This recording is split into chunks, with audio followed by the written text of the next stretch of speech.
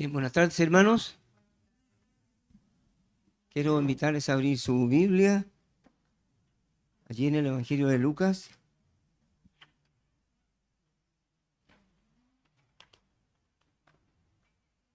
Qué maravillosa verdad de saber que no hay poder que nos pueda separar de Dios, de su amor, tal como cantábamos. Lucas capítulo 21.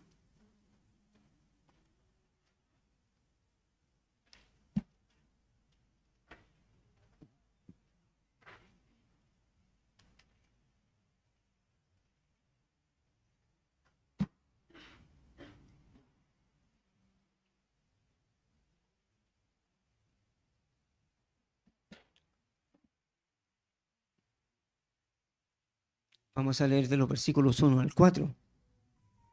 Lucas 21, 1 al 4. Dice, levantando los ojos, vio a los ricos que echaban sus ofrendas en el arca de las ofrendas. Vio también a una viuda muy pobre que echaba allí 2 blancas. Y dijo, en verdad os digo que esta viuda pobre echó más que todos, porque todos aquellos echaron para las ofrendas de Dios de lo que les sobra, mas esta de su pobreza echó todo el sustento que tenía. Y quiero que me acompañen a leer Marcos, capítulo 12, versículo 41 al 44. Marcos 12, 41 al 44, que también nos habla de la ofrenda de la viuda y agrega algún detalle más. Marcos 12, 41 al 44 dice, estando Jesús sentado delante del arca de la ofrenda, miraba cómo el pueblo echaba dinero en el arca, y muchos ricos echaban mucho. Y vio una viuda pobre y echó 2 blancas, o sea, un cuadrante. Entonces, llamando a sus discípulos, les dijo, de cierto os digo, que esta viuda pobre echó más que todos los que han echado en el arca, porque todos han echado de lo que les sobra, pero esta de su pobreza echó todo lo que tenía, todo su sustento. Jesús, como nos enseñaba el domingo antepasado el hermano Pablo, y como dice los versículos anteriores del capítulo 20, los versículos 41 al 47, Jesús termina una conversación dura, una conversación fuerte, una conversación de juicio dirigida contra los fariseos, contra los saduceos.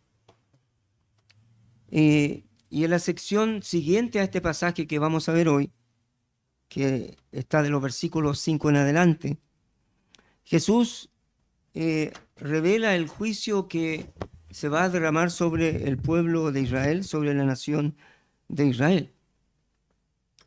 Y el historiador Lucas, obviamente guiado por el Espíritu Santo, inserta esta porción que acabamos de leer en medio de estos 2 temas de juicio. Primero, el juicio a los religiosos, a la religión judía, a los líderes de la religión. Y luego, un juicio sobre la nación de Israel. Y en medio de estos 2 temas, inserta este pasaje. A simple vista nos parece que no debería estar ahí, ¿no es cierto? Debería estar en otro contexto. Pero todo el contexto, lo que dice antes del pasaje leído y lo que dice después del pasaje leído, todo eso nos da un contexto. Lo primero que se dice antes de este pasaje es juicio. Lo que se dice después de este pasaje es juicio. Y toda la idea principal y central de este pasaje tiene que ver con juicio. Con juicio.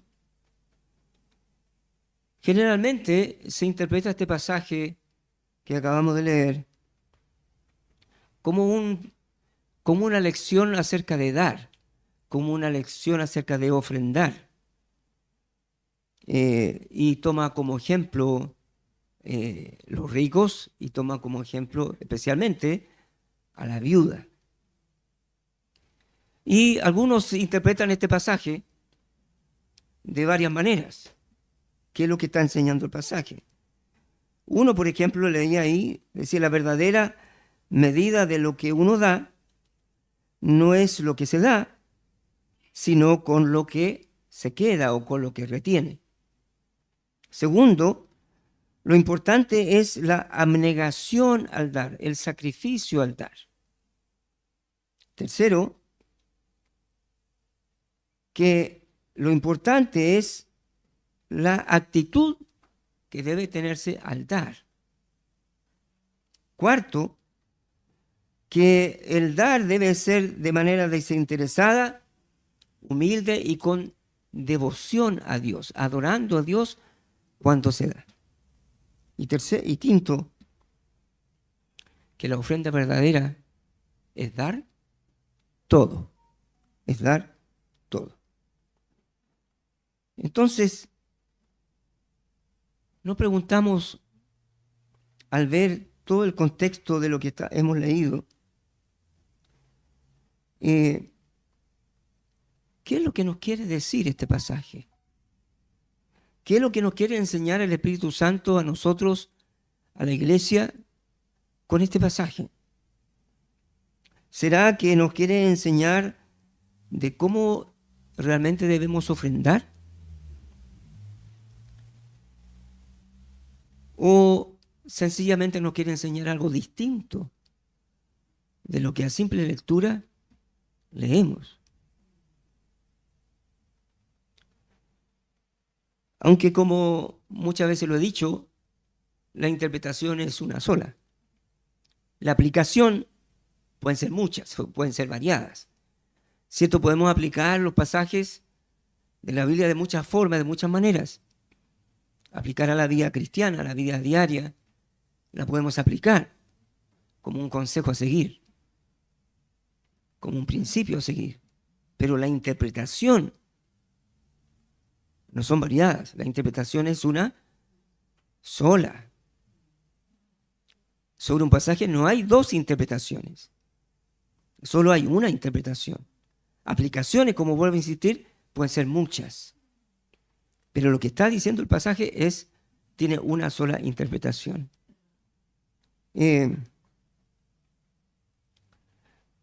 Algo que debemos destacar del pasaje que leímos recién es que Jesús no hace ningún juicio, ni sobre el pueblo que estaba ofrendando, no hace ningún juicio sobre los ricos que estaban ofrendando, no hace tampoco un juicio sobre la viuda que estaba ofrendando, solo está relatando el pasaje, solo está relatando, ¿cierto?, lo que acaba de ver al terminar ese día miércoles, después de todas esas confrontaciones con los religiosos, con el pueblo. Se sentó para descansar y levantó, dice, la vista y vio a las personas que venían a ofrendar. Y él relata, solo relata. Y lamentablemente uno para estudiar un pasaje, uno busca muchas fuentes, libros de comentarios, el estudio mismo de la palabra, las palabras en sí, y escucha mensajes también, estudios que otros hacen del mismo pasaje. Y escuchaba por ahí algunos que decían que el Señor está juzgando a los ricos, y no hay ningún juicio sobre los ricos. Y que estaban exaltando a la viuda porque echó todo. Tampoco Dios está exaltando, el Señor no está exaltando a la viuda por lo que hizo. Entonces, solo Él hace un pequeño comentario de la viuda. Entonces, oremos para que el Señor nos enseñe qué es lo que nos lo que nos quiere decir con este pasaje. En medio de esto, yo pensaba en esos sándwiches, ¿cierto? Tenemos por un lado una mitad de pan, otra mitad de pan, y al medio le ponemos algo, ¿cierto? Y aquí tenemos un juicio por un lado, juicio por el otro lado. ¿Qué le ponemos al medio? Si hay dos juicios en ambos lados, tenemos que poner algo fuerte también, un ají, ¿no?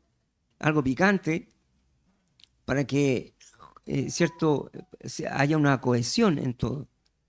Que el Señor nos ilumine para entender. Padre, te damos gracias porque tenemos tu palabra, la podemos leer, la podemos abrir, estudiar, pero también nos confiamos en tu Santo Espíritu, quien no solamente inspiró a los autores, sino que también nos ilumina para entender la verdad de tu palabra. Y Señor, que esta noche tú apliques esta palabra a nuestro corazón y podamos seguir creciendo en conocerte más a ti, conocer más tu persona, sabiendo que conociéndote más a ti, nuestras vidas también serán transformadas y cambiadas. Háblanos, Señor, aquí está tu pueblo que te quiere oír. Te lo pedimos en nombre de Jesús. Amén. Amén. Bueno, Jesucristo mismo 2 veces había limpiado el templo, ¿recuerdan? Al principio de su ministerio y ya casi al final de su ministerio, Él limpió, ¿cierto?, el templo de toda la corrupción que los religiosos, los líderes que estaban supuestos a cuidar y guiar al pueblo a una adoración genuina, verdadera, delante de Dios, la habían corrompido. Y Jesús les dice a ellos, esta casa es mi casa y esta mi casa será llamada casa de oración para todas las naciones. Pero les dice a los fariseos, pero vosotros la habéis convertido en cueva de ladrones. Cueva de ladrones. Y por eso Jesús en el pasaje anterior, a los versículos 47, les había dicho al pueblo, cuídense, el mayor peligro que ustedes tienen son estos líderes religiosos. Cuídense de los fariseos. Cuídense de los fariseos. ¿Por qué? Porque dice el versículo 47 del capítulo 20, que devoran, ¿qué dice? Las casas de las viudas y por pretexto hacen largas oraciones, estos recibirán mayor condenación. Que devoran las casas de las viudas, mostrando con ello, ¿cierto?, su desaprobación sobre la religión apóstata que había llevado al pueblo al engaño y al error. Y en el capítulo 21, versículo 5, le dice el Señor, versículo, dice, y a unos que hablaban de que el templo estaba adornado de hermosas piedras y ofrendas votivas, dijo, en cuanto a estas cosas que veis, días vendrán en que no quedará piedra sobre piedra que no sea destruida. ¿No le sorprende que esa casa de oración que el Señor dijo, esta es mi casa, será llamada casa de oración para todas las naciones, que Él declare un juicio sobre el templo y que va a ser completamente destruido? Y uno dice, ¿pero por qué? ¿Cuál es la razón de destruir el templo?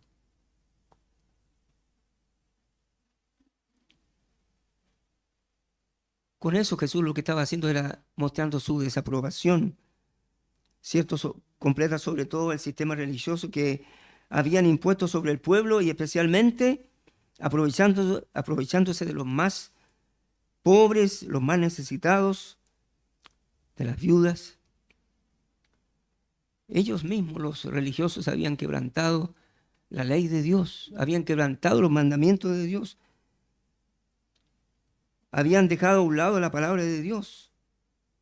Ahí en Marcos capítulo 7, versículo 11, Marcos 7, 11.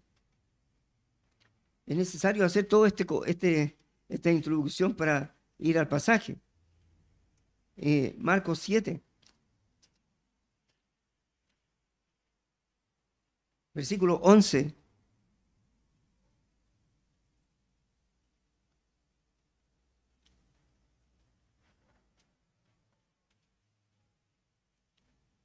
Versículo 11 al 15 dice, pero vosotros decís, Jesús hablando a los fariseos, pero vosotros decís, basta que diga un hombre al padre o a la madre es corbán, que quiere decir mi ofrenda a Dios, todo aquello con que pudiera ayudarte, y no le dejáis hacer más por su padre o por su madre, invalidando la palabra de Dios con vuestra tradición que habéis transmitido, y muchas cosas hacéis semejantes a estas. Vamos a dejarlo ahí nomás. Entonces aquí Jesús está otra vez reprochando a los líderes religiosos que habían quebrantado la palabra de Dios. Estos fariseos, estos religiosos codiciosos, avaros, hasta no más dar, transgreden la palabra de Dios al enseñar a las personas que es corbán. ¿Qué quiere decir? ¿Qué es lo que quiere decir el Señor? ¿Qué es lo que estaban ellos enseñando?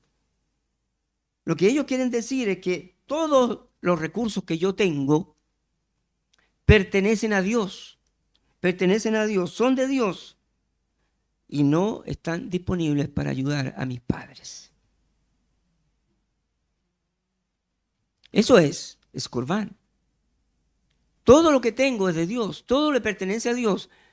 Y lo siento papá, lo siento mamá, no te puedo ayudar porque todo es de Dios. Y yo no puedo tomarlo de Dios y dártelo a ti.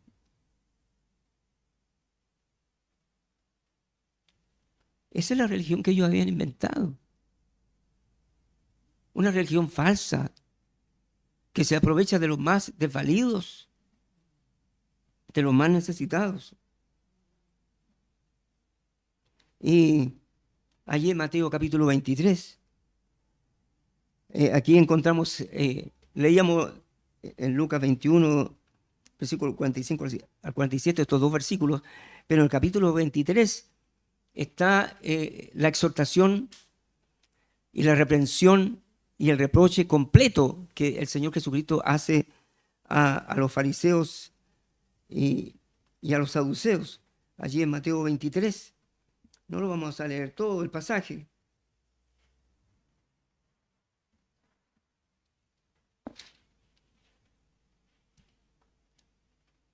Es un pasaje bastante conocido, donde Dios lanza los ayes sobre los fariseos, sobre la religión apóstata. Y usted después lo puede leer en su casa del 1 al 32. Pero vamos a leer del versículo 13 al 15. 23, 13 al 15. Dice: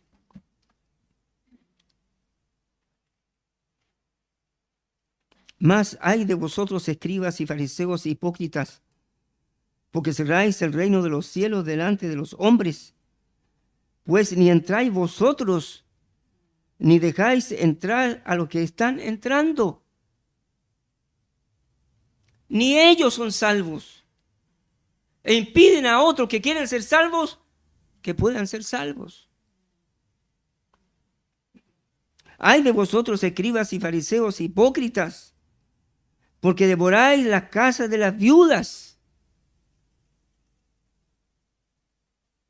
y como pretexto hacéis largas oraciones.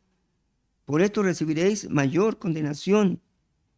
Ay de vosotros, escribas y fariseos hipócritas, porque recorréis mar y tierra para hacer un prosélito, y una vez hecho le hacéis 2 veces más hijo del infierno que vosotros. Ay de vosotros, guías ciegos, y etcétera, etcétera, etcétera. El versículo 4 dice: porque atan cargas pesadas y difíciles de llevar y la ponen sobre los hombros de los hombres, Pero ellos ni con un dedo las quieren mover.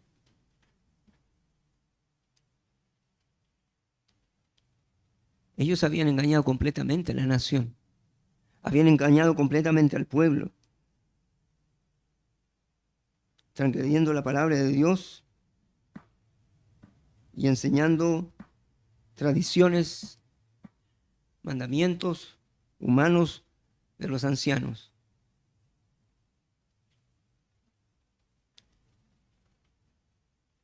Esa es la religión que el Señor Jesucristo está reprochando. Falsa. Estamos al final del día miércoles, como decía. Jesús está a punto de ser apresado, de ser llevado a un juicio y luego a la muerte. Y dice el capítulo 21, versículo 1, levantando los ojos vio a los ricos que echaban sus ofrendas en el arca de las ofrendas. Levantando los ojos. Con seguridad Jesús estaba cansado, con su rostro a tierra, y yo pensaba, ¿qué estaría pensando Jesús ahí? ¿Qué estaría pensando en ese momento? Ya estaba a punto. Al día siguiente iba a ser apresado. Él había dicho, Jerusalén, Jerusalén, ¿cuántas veces quise juntarte como la gallina a sus polluelos y no quisiste? Y lloró sobre Jerusalén. Juan dice, a los suyos vino, los suyos no le recibieron. Y él sabía lo que venía. No solo por él, sino él sabía lo que venía sobre Jerusalén, sobre su pueblo. Quizás, no sabemos, quizás allá en el cielo le vamos a preguntar qué estaba pensando en ese momento. Y levantó los ojos y vio a la gente venir para echar sus ofrendas. Hermano, toda esa religión farisaica, si uno se imagina, se introduce en eso, todo era negocio. Todo era dar. Todo era conseguir.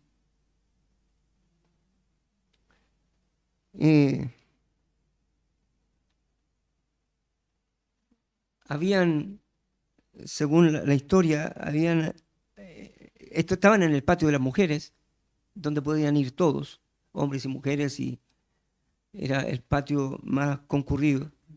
Y allí ponían las arcas para ofrendar. Y hermano Orlando, recuerdo que hizo una arca ahí, ¿no? Bien bonita, figurándonos cómo eran aquellas. Y esas tenían el arca, pero también tenían como una forma de trompeta, como un chofar, un cuerno. Y entonces cuando las monedas caían, se ampliaba el sonido. Entonces hasta se fija la intención de estos religiosos, apelando a la codicia, apelando, ¿cierto?, al orgullo de las personas, para que al empezar a echar las monedas, estas suenen, se amplifiquen y la gente se dé vuelta para mirar cuando cae una y otra y una cantidad de monedas, para que todos vean qué generoso que soy yo. Nosotros no lo hacemos así, ¿no? Nosotros tenemos un ofrendario donde ahí tu derecha no debe saber, o sea, tu izquierda no debe saber lo que tu derecha da. Y los billetes no suenan, ¿no? Y además, como es de género, no suenan tampoco. No hacemos como otros que ponen una mesa ahí, a mesa adelante, y tienen que traer su ofrenda. Y claro, si es pública, no puedo echar 500 pesos. Si es pública, tampoco puedo echar 1.000. Si es pública y todos me están mirando, tiene que ser de 10.000 de 5.000 para arriba, por lo menos. ¿Se fija para quién es eso? ¿Es Dios? ¿Eso es lo que está esperando? ¿Dios necesita nuestro dinero? ¿Qué dice la palabra de Dios? Mía es la plata y mío es el oro. Todo es de Él. Y pusieron todas estas arcas con esta forma para que la gente fuera a dar y que su ofrenda no fuera para Dios, sino era para alimentar su ego. Y ahí estaban las personas echando. Y Marco nos decía que el pueblo venía a ofrendar y echaban sus ofrendas. Y dice que muchos ricos echaban mucho. Echaban mucho. Un rico en ese tiempo era una persona que tenía, que podía satisfacer todas sus necesidades básicas. Protección, o sea, un techo, abrigo, comida. Podía suplir todas esas necesidades y le quedaba. Y obviamente a algunos les queda más que a otros. Y de eso echaban mucho, eran ricos que eran generosos. Pero la Biblia, Jesús no está diciendo ningún juicio sobre los ricos. Ni alabándolos, ni condenándolos, no está diciendo nada. Y si Él no dice nada, ¿qué debemos decir nosotros? Nada.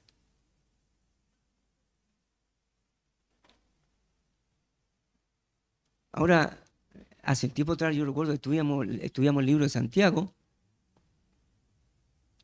y yo hacía una pregunta: ¿quiénes de aquí son ricos? Y yo recuerdo, nadie levantó la mano.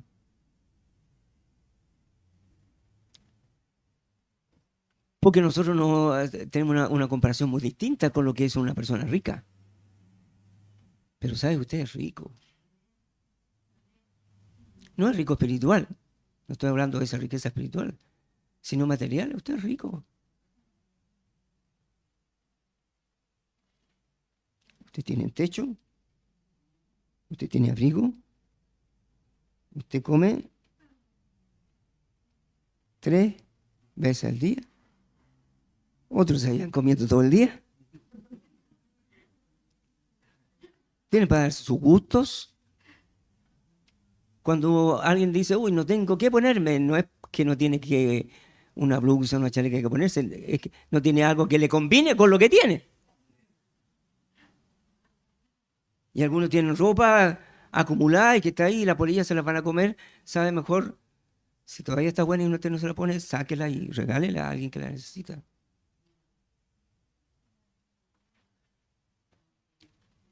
Bueno, mejor eso no es el tema de eso, ¿no? Pero eso era un rico en ese tiempo. Un pobre era alguien muy distinto. Pero dice Jesús, versículo 2, vio también a una viuda muy pobre que echaba allí 2 flancas. Vio allí una viuda, a una mujer. Ustedes saben que la mujer en ese tiempo, en esa cultura, era menospreciada. Era menospreciada. Al punto que los mismos judíos, en sus oraciones a Dios, decían: Dios, te doy gracias porque no me hiciste un gentil y tampoco me hiciste una mujer. Así trataban a las mujeres, las menospreciaban. Pero ella, aparte de mujer, era viuda. Viuda. Y la viuda, como sabemos, en ese tiempo Estaban en la indefensión completa si no tenía hijos que cuidaran de ella. En la indefensión completa. Mire, ayúdeme y busque por favor en Lucas 7, versículo 11. Jesús sabía lo que significaba eso. Lucas 7, versículo 11 al 15.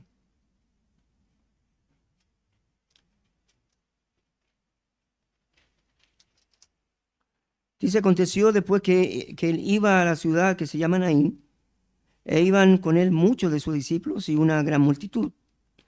Cuando llegó cerca de la puerta de la ciudad, he aquí que llevaban a enterrar a un difunto, hijo único de su madre,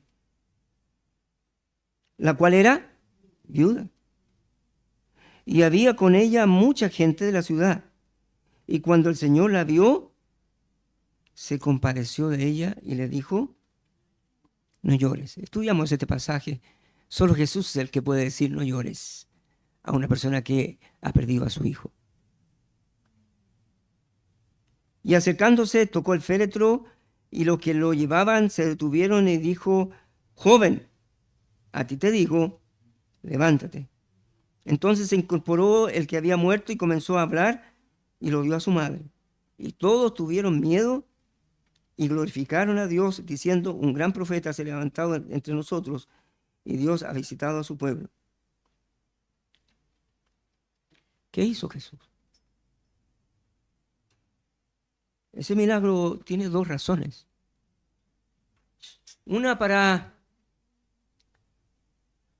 aplacar el dolor de la pérdida del hijo único. Y lo segundo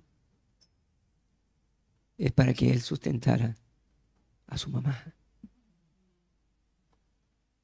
Para que él cuidara de su mamá. Porque ella había quedado, ¿qué iba a hacer? Ella no iba a ir a una municipalidad a pedir trabajo. No era así. Era una lucha conseguir comida en ese tiempo. Para los hombres era una lucha conseguir comida en ese tiempo. Y peor para una mujer, y más encima, viuda. ¿Qué iba a hacer? A morirse. Pero Dios resolvió, el Señor resolvió el tema de su tristeza, pero también de su sostén. Y dice la palabra que esta viuda era muy pobre. Y agrega en Lucas que Jesús dijo que ella era muy pobre. La palabra muy pobre es alguien con escasez y necesidad, pero no en la indigencia. Un indigente es una persona que carece de los recursos mínimos y que no es capaz de suplir sus necesidades básicas. Ese es un indigente. Y una persona pobre es alguien que tiene con escasez y necesidad, pero no es incapaz de suplir sus necesidades básicas. Las tiene. Y esta viuda era muy pobre, tenía escasez, tenía necesidad y dice que ella echó 2 blancas. Era la moneda de menos valor que circulaban en ese tiempo. Eran unas monedas de cobre pequeñas. Yo no sé la comparación con nuestra moneda. No sé si era 100 pesos, no sé si será eso. No es la de menos circulación. La de menor circulación que tenemos nosotros hoy en día es la de 10 pesos, que está circulando. No sé si será esa, 10 pesos. Claro, con 10 pesos aquí usted no compra. ¿Hay algo que valga 10 pesos? Ni un dulce, ni una caluga. Ni siquiera un dulce.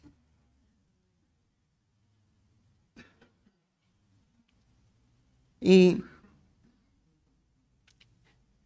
y ella echó eso. Dice, echó esas dos blancas. Y luego Jesús dice, versículo 3, Marcos agrega que él llamó a los discípulos. Les dijo, vengan. Y les dice a ellos, esa mujer que está ahí, esa viuda, en verdad os digo que esta viuda pobre echó más que todos. Y Jesús le hace comentario a ellos de que lo que él está viendo en el arca de las ofrendas. Y les dice que ella había echado más que todos los demás. Pero cuando se refiere a Jesús, nuevamente a esta mujer, al hablar a los discípulos, al decirle en verdad os digo que esta viuda pobre, usa un término distinto que el primero que vimos en el versículo 2. Y el término que está usando aquí es uno diferente.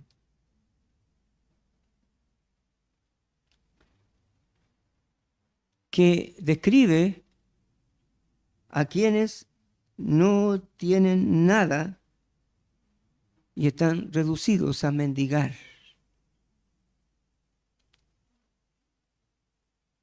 La primera vez habla de que era pobre, pero algo tenía. Algo tenía. Pero ahora se refiere a ella como esta mujer pobre, como una persona que no tiene nada y que está reducida a mendigar.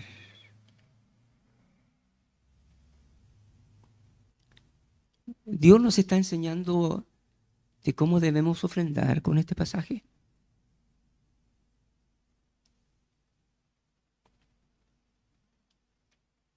Y luego dice en el versículo 4, da la razón por qué él piensa así. Porque todos aquellos echaron para las ofrendas de Dios de lo que les sobra. Mas esta de su pobreza echó, ¿qué dice? Todo el sustento. Todo el sustento que tenía. Y aquí da Jesús la razón de su comentario. Los ricos dan de lo que les queda después de haber suplido todas sus necesidades.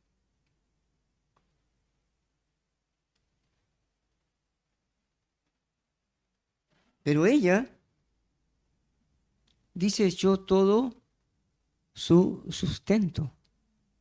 Sustento, esta palabra sustento en el griego es Dios, que significa alimento, vida, bien. Es decir, dio lo único que le quedaba. Dio lo único que le quedaba. Dio lo único que tenía para sustentarse y no mendigar. En otras palabras, yo pensaba en esto, en otras palabras, ella se sacó el pan de la boca y lo dio para la ofrenda. Para Dios. ¿Por qué hizo eso? Me preguntaba por qué esa viuda hizo eso.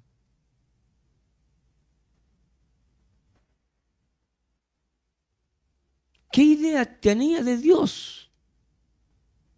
¿Qué idea le habían transmitido y enseñado esos falsos maestros, esos religiosos que habían desviado al pueblo, que habían dejado la palabra de Dios a un lado cuando dice, honra a tu padre y a tu madre? Y eso implica sustentar y cuidar de sus madres. Pero ellos habían dejado a un lado eso. ¿Qué idea le transmitieron a esa mujer? que ella se sacó el pan de la boca para darlo como ofrenda para Dios. ¿Qué estaría pensando ella? ¿Qué imagen tiene de Dios? En la que le transmitieron, en la que le enseñaron los maestros de Israel.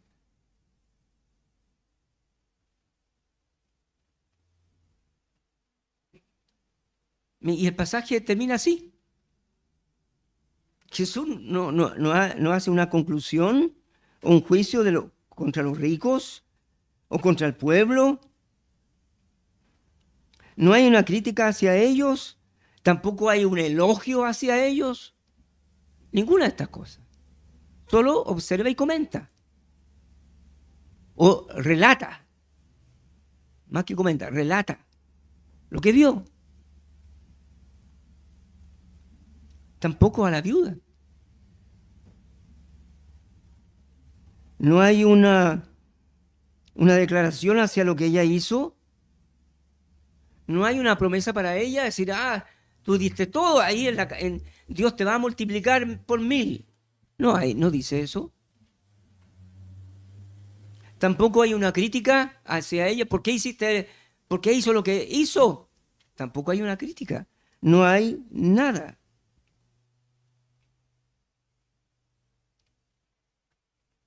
¿Y por qué no hay nada? Porque no está enseñando acerca de ofrendar. Él no está enseñando acerca de ofrendar. Él ya en el Sermón del Monte, él habló algo acerca de las ofrendas. Pero aquí no está enseñando eso. Solo está comentando lo triste de una religión falsa que lleva a la gente a tener una idea equivocada de Dios.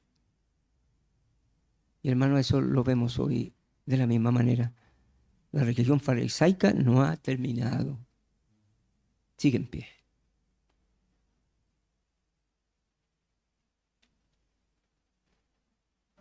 Tampoco podemos tomar este pasaje y decir, bueno, tenemos que hacer lo que el pasaje nos dice. Ella dice que echó todo su sustento. O sea, todo lo que tenía. No podemos tomar este pasaje y decir, ya, hermano, a los hermanos, no voy a mencionar a ningún hermano, pero ya, hermano, a fin de mes, cuando usted vaya a su trabajo, lo llamen a la oficina, no sé, o se lo depositen, bueno, ya no van a la oficina y le entregan el sobre. Realmente ahora se lo depositan en su cuenta, ¿no? Pero vamos a hablar con el tesorero, entonces con el tesorero vamos a ir a donde los hermanos a decir qué fecha le pagan. Ya, entonces ese día, hermano, usted tiene que entregar todo su sueldo a la tesorería, todo. Es lo que hizo la viuda. Y a las viudas que están aquí, que reciben una pensión o que reciben la PGU, los que reciben una PGU, ya entonces, hermano, cuando le llegue la PGU, entonces usted tiene que decir al tesorero, hermano, aquí está todo mi pensión, aquí está la PGU completita, 220 por ahí, ¿no? Completita.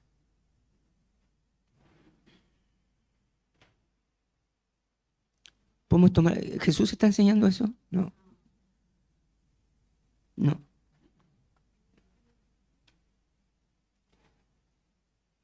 Hermanos, ella se fue a morir a casa de hambre. Se fue a morir de hambre de la casa. ¿De dónde iba a sacar? Era viuda. Sola.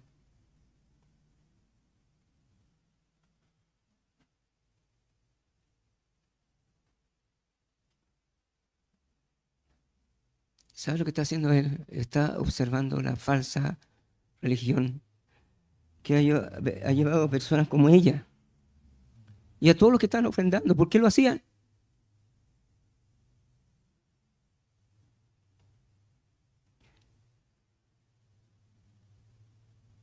Él está observando la falsa religión que se alimenta de los débiles, de los desamparados, de los indefensos, y mantiene la esperanza a los desesperanzados, que si tú das todo, Dios te lo va a multiplicar.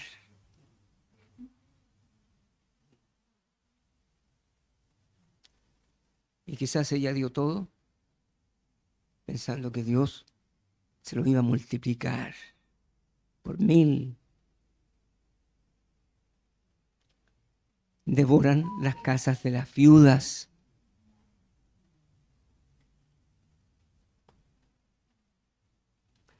Y ellos, cierto, con la esperanza de poder comprar la salvación, o comprar la bendición, o comprar la sanidad, o comprar la prosperidad, ofrendan.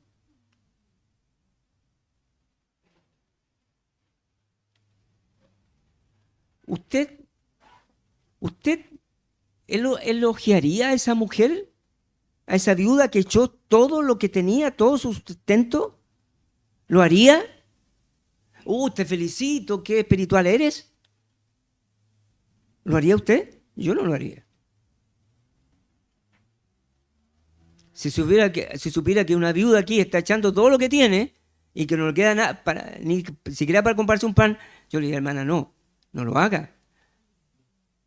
No lo haga. Yo la detendría. Yo creo que usted también haría lo mismo.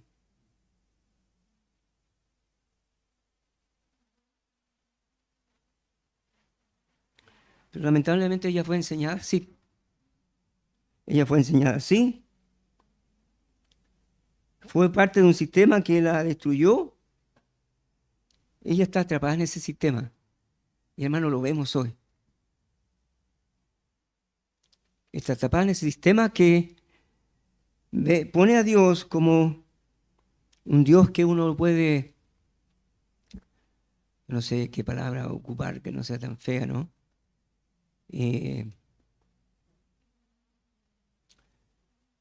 Como, los políticos generalmente hacen eso, ¿no?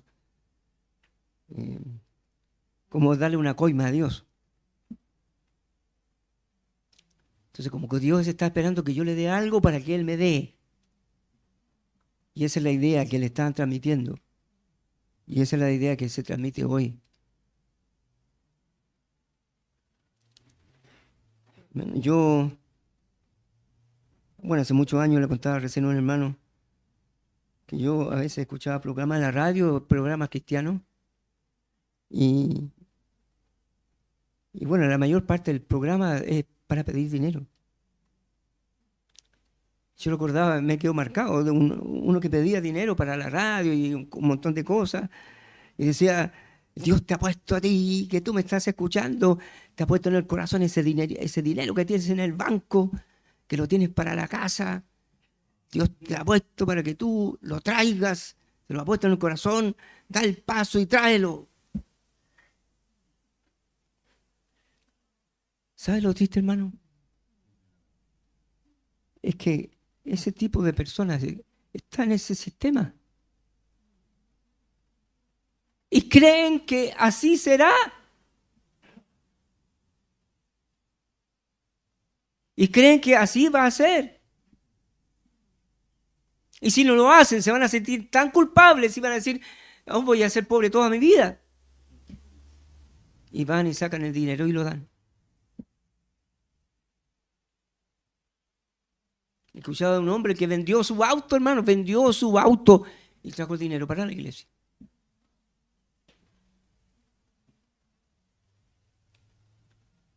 Pero no por una necesidad que había en la iglesia, sino por ese sistema codicioso.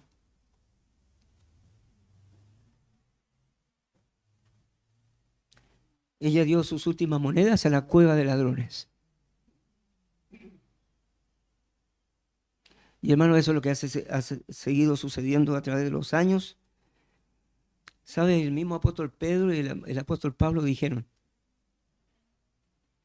El apóstol Pablo dijo, cuídense porque entrarán lobos rapaces que no perdonarán al rebaño. Los van a trasquilar. Y el apóstol Pedro decía, los falsos profetas harán mercadería de ustedes. Y yo pensaba en esto a veces cuando uno va al médico, Ya no somos pacientes, somos clientes. Aquí llegó mi cliente. Lo cito para 2 semanas más, para un mes más, y lo tengo todo el año ahí a mi cliente. No soy paciente. Y qué triste, hermano, eso lo vemos en la iglesia, entre comillas, ¿no? Todos estos falsos ministerios carismáticos que engañan a la gente, que se enriquecen a costa de los pobres, a costa de los necesitados, haciéndoles creer que haciendo un pacto con Dios, sembrando una semilla, que claramente es dinero, ellos van a ser ricos, sanos, prósperos, haciéndoles creer que Dios se mueve con incentivos de dinero. Según un estudio en Estados Unidos, los mayores donantes de estos grandes ministerios de evangelio de la prosperidad, los mayores donantes son mujeres viudas.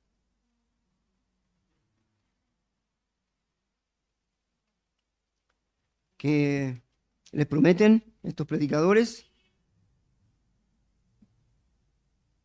que Dios las va a sanar, que Dios les va a prosperar, y lo último que le están prometiendo es que Dios les va a dar un esposo. Un esposo. Y les dicen que les den su dinero en un acto de fe porque Dios está obligado a hacerlos sanos y ricos.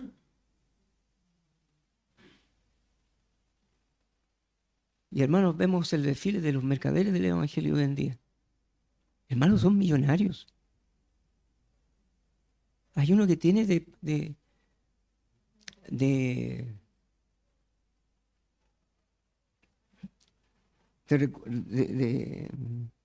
recursos,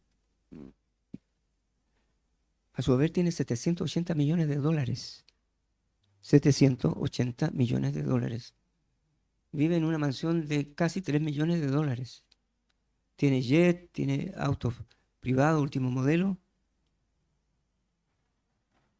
Benny Hinn, Cash Luna, Joel Austin, etcétera, etcétera, etcétera, etcétera.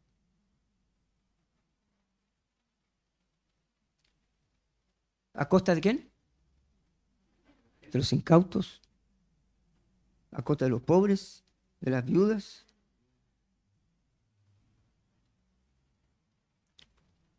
Y la religión farisaica no se terminó. No se terminó.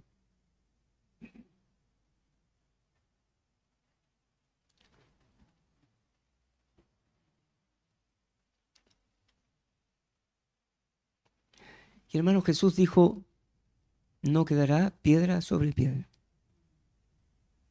sobre el templo, sobre la casa de oración. Hermano, así fue. En el año 70, el general romano Tito destruyó Jerusalén y destruyó el templo.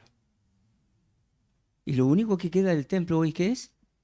Un muro, llamado el muro de los lamentos.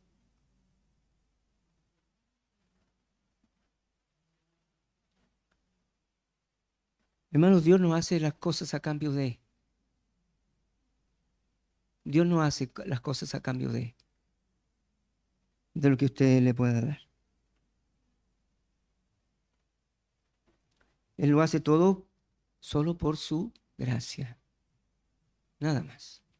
Solo por su gracia.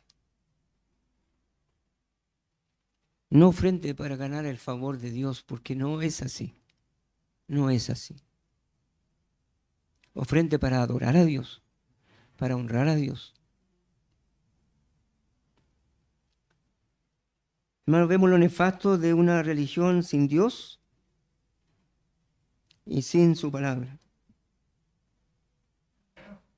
Eso es lo que pasó con la religión farisaica, que el Señor emitió un juicio que se cumplió. Una religión sin Dios y sin su palabra.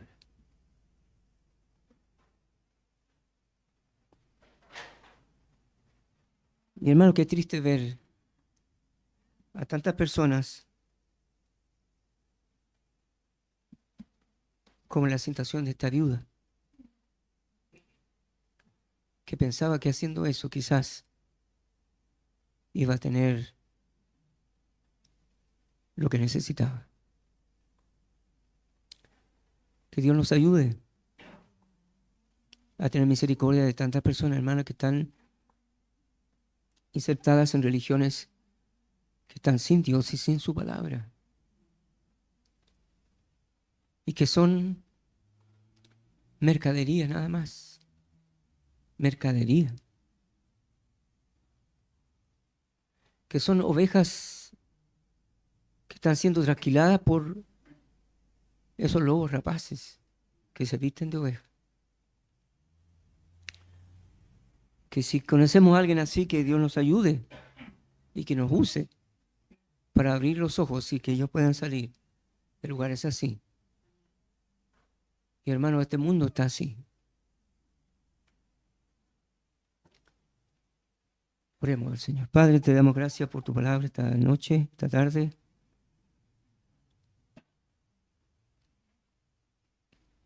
Y Dios, ayúdanos como iglesia a considerar esto para nunca, Señor, caer en enseñar ni en guiar a las personas lejos de lo que tú ya nos has enseñado. Solo ayúdanos, Señor, a